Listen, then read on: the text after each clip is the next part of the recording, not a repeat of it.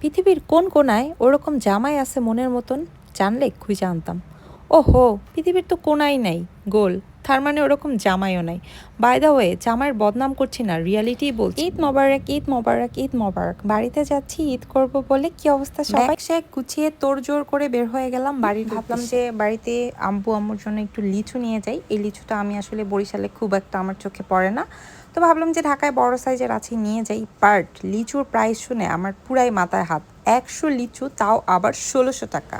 মিরপুর থেকে মেট্রোতে যাব, তো মেট্রোতে আবার লিচু দেখলে ঝামেলা করতে পারে, এই জন্য আমার জামাই আবার কাটিং শাটিং করে আমার ব্যাগের মধ্যে একটু প্যাকিং করে দিচ্ছিল। তার এই হেল্পিংয়ের পয়েন্ট দেখে আপনারা ভাইবেন না সে অলওয়েজ এরকম হেল্পিং মোডে থাকে, বিষয়টা ওরকম কিছুই না। তো এরপরে আমি চলে গেছি ডিরেক্ট মেট্রোতে, মিরপুর 10-এর স্টেশনে। যদিও আমি বসার জন্য কোনো সিট পাইনি, দাঁড়ায় দাঁড়ায় যাচ্ছিলাম, বাট তাও শান্তি, ভিতর থেকে ভালো লাগছিল। বাড়িতে যাব বলে কথা। আমার গাড়ি ছিল 6:30টায়, বাট আমি 7টার সময় আমার গাড়িকে খুঁজে পাচ্ছিলাম না, আমার গাড়ি আসা নাই।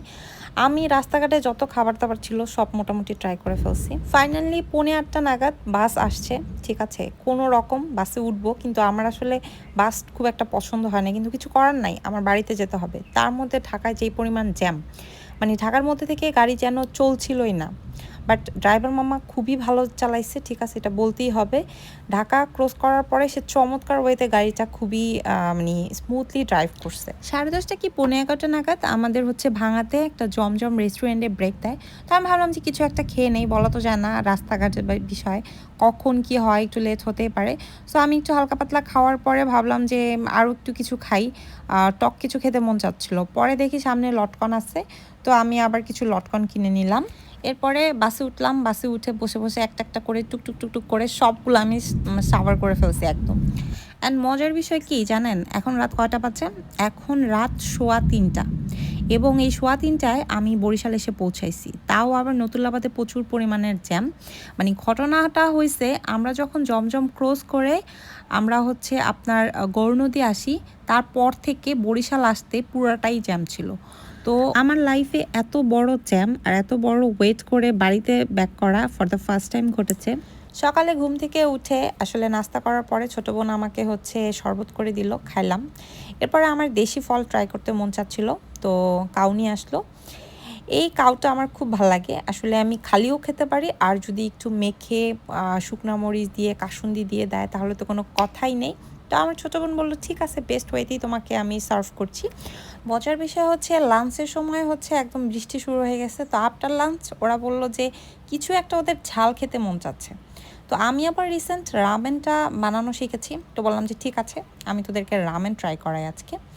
তো ওরাই বেসিক্যালি আমাকে সব হেল্প টেল্প করে দিছে, আমি জাস্ট একটু রান্না করে ওদেরকে দিলাম। আসলে আমি খুব একটা ভালো রান্না করতে পারি না, তবে আমি যখনই কোনো না কোনো কিছু ট্রাই করি সব আমাকে খুব অ্যাপ্রিসিয়েট করে। আই ডোন্ট নো ওয়াই, ওদের কাছে নাকি ভালো লাগে। তো আমার কাছে আমার রান্না ওরকম আহামরি কিছুই লাগে না আসলে। এটা হচ্ছে আমার ছোট বোন, আপনারা নিশ্চয়ই অনেকেই চিনেন। আচ্ছা, এবার একটু জামাইয়ের প্রসঙ্গে। রামেন খাওয়ার পরে আসলে চাঁদ রাত সবার মেহেদি দেওয়ার প্ল্যান ছিল, কিন্তু আমার প্ল্যানটা ক্যান্সেল করতে হয়েছে বিকজ আমার জামাই আমাকে ড্রেস কিনে দিয়েছে, কিন্তু ড্রেসের সাথে ম্যাচিং করে সেলোয়ার এবং ওড়না কিছুই কিনে দেয়নি। এখন আপনারাই বলেন, আমি তো চাইলেও তার প্রশংসা করতে পারি না, ঠিক আছে?